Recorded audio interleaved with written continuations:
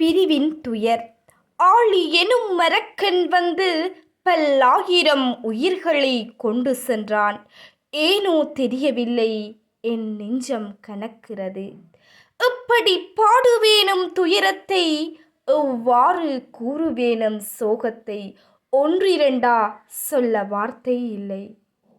கண்ணுக்கெட்டும் தூரம் வரை இரத்த வெள்ளம், கண்ணுக்கெட்டா தூரம் வரை கேட்கும் உறவுகளின் ஓலம்.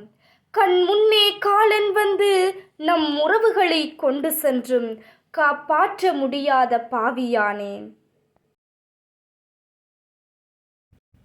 காலங்கள் புரண்டோடினாலும் காயங்கள் ஆறவில்லை.